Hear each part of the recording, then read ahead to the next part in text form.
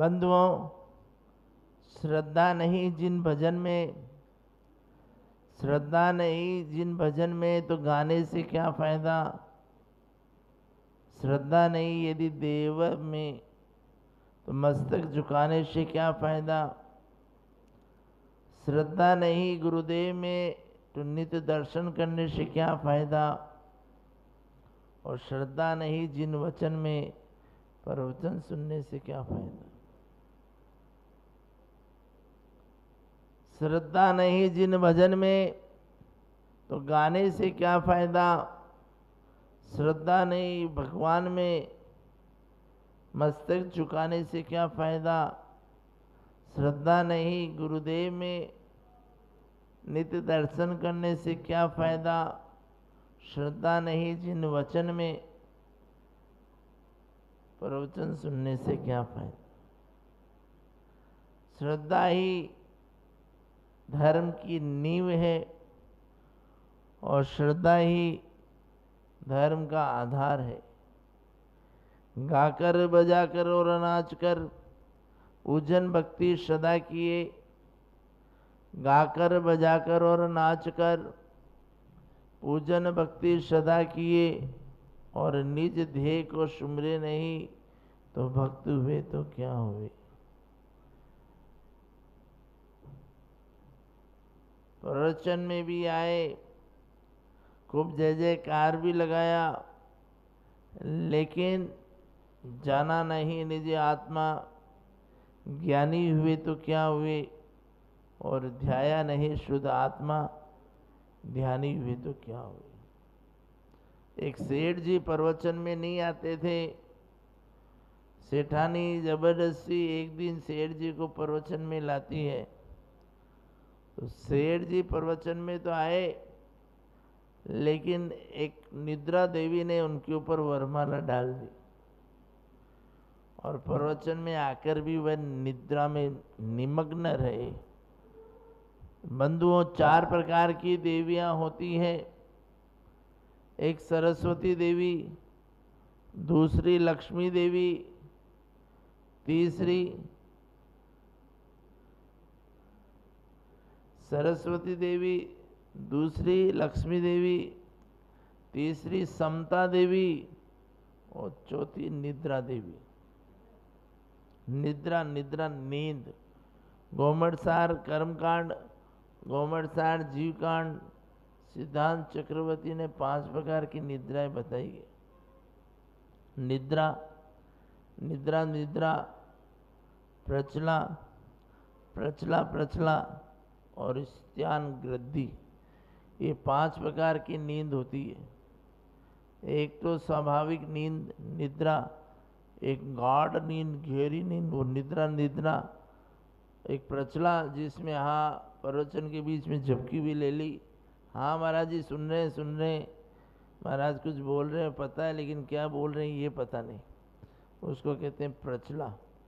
और प्रचला में क्या होता है कि एकदम ऐसी नींद होती है कि शरीर दर्द करने लग जाता है, मुंह से लार बहने लगती है और एक कमरे से उड़ता तो दूसरे कमरे में लुढ़कता है और वह उस नींद को बस में नहीं कर पाता। 5वें प्रकार की नींद होती है स्त्यान गृद्धि, जिसमें वह नींद में भी अनेक प्रकार के कार्य, खतरनाक कार्य कर लेता है। जैसे कि कपड़े धोना। मान लो एक महिला रात को उठी, तालाब में गई और वहाँ सारे घर के कपड़े धो कर आ गई। रात को 3 बजे कपड़े धोकर आई तो फिर पूछा उसने सुबह उठी जब कि ये कपड़े किसने धोए, जबकि वो कपड़े उसी ने धोए थे। तो क्या वो कपड़े की टेंशन थी कि मेरे कपड़े कौन धोएगा। तो वो टेंशन में स्त्यान गृद्धि नामक नींद, जिसमें वो नींद में ही अनेक कार्य कर लेता है। ऐसे ही एक व्यापारी थे जिनको दुकान की बहुत टेंशन थी और टेंशन के कारण से आधी रात को 12 बजे उठे, शटर खोला और दुकान में कुछ काम किया। 3 बजे शटर बंद करके घर पे आए। सुबह 6 बजे उठते तो बोले कि आज मेरी दुकान का शटर किसने खोला। नींद में ही सारा काम कर लिया, इसको कहते हैं इस्त्यान ग्रंथि।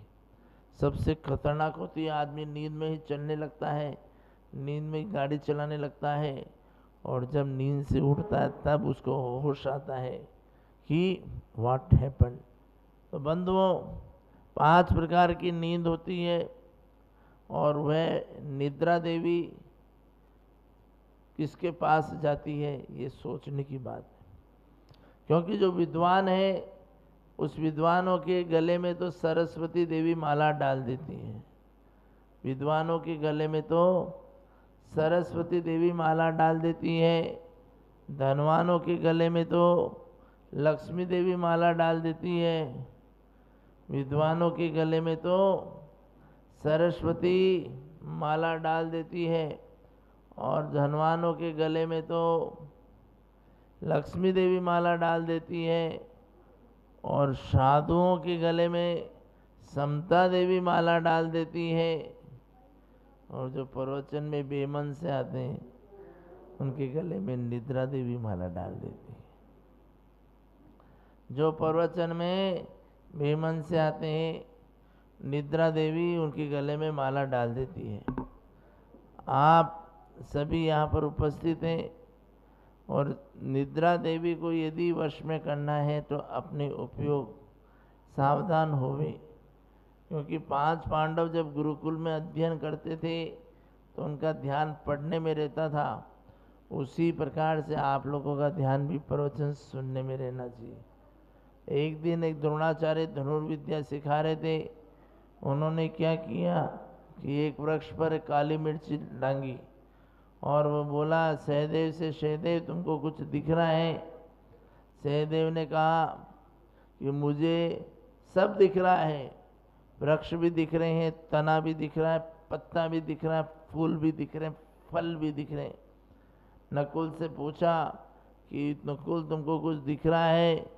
मुझे तो वृक्ष भी दिख रहा है और धनुष बाण भी दिख रहा है। भीम से पूछा कि तुमको क्या दिख रहा है?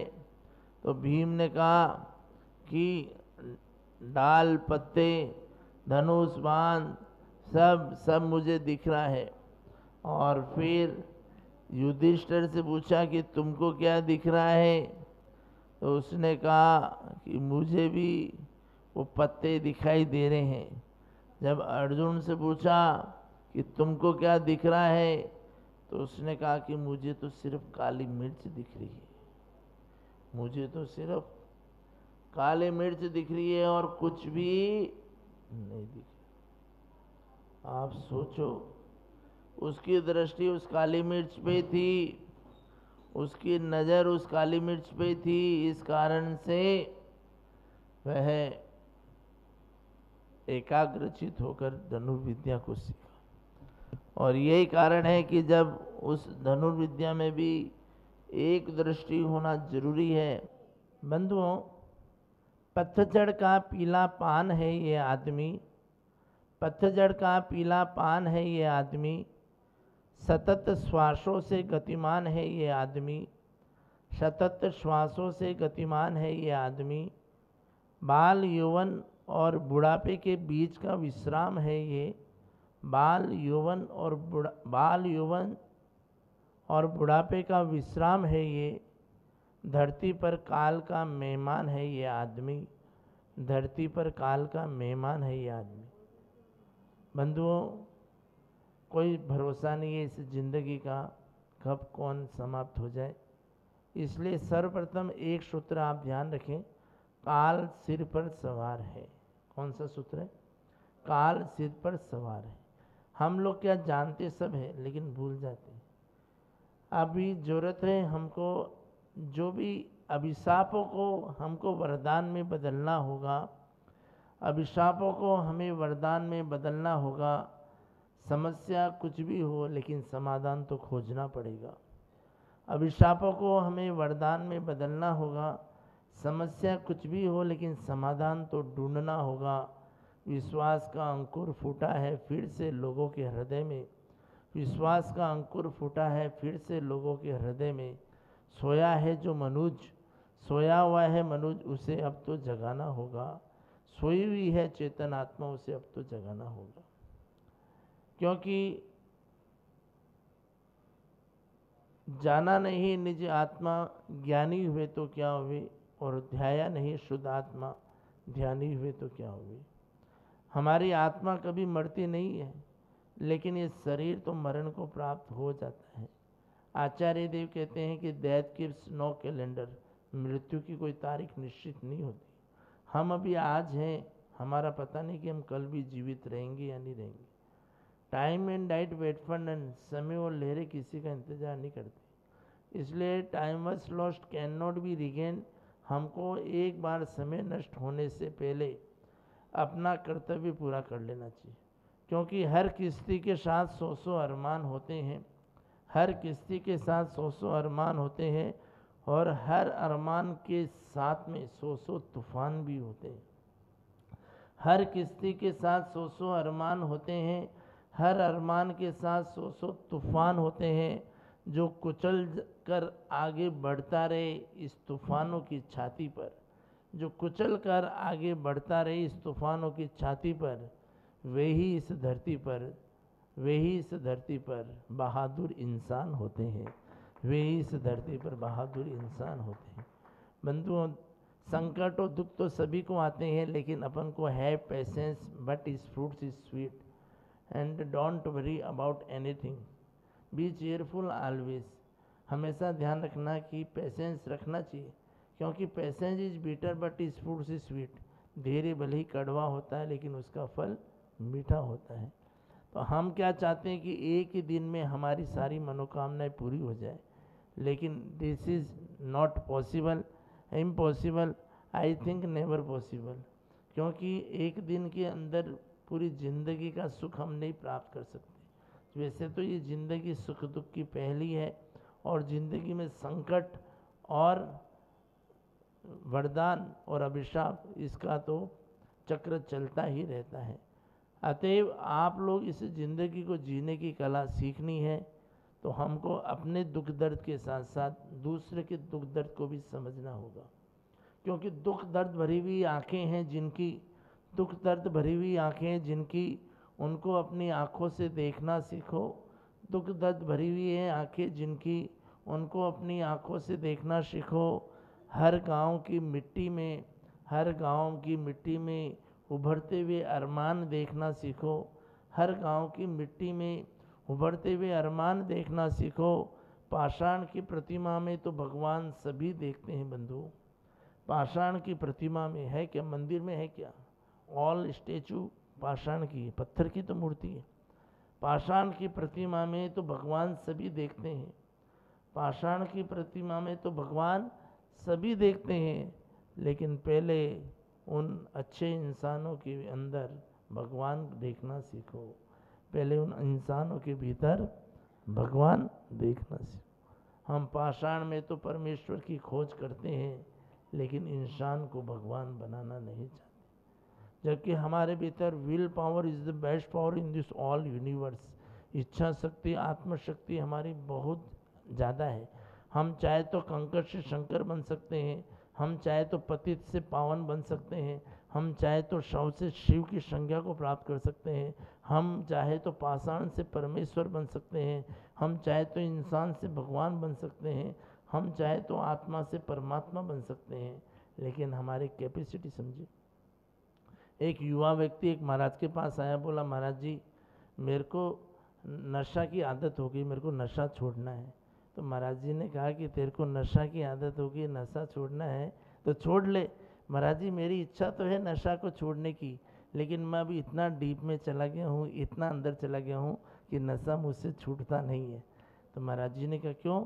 नशा ने मुझे पकड़ लिया है, नशा ने मुझे जकड़ लिया है, मैं नशा को छोड़ना चाहता हूँ फिर भी नशा छूटता नहीं। तो महाराज जी ने कहा देख अपनी विल पावर को पहचान, अपनी आत्मशक्ति को पहचान।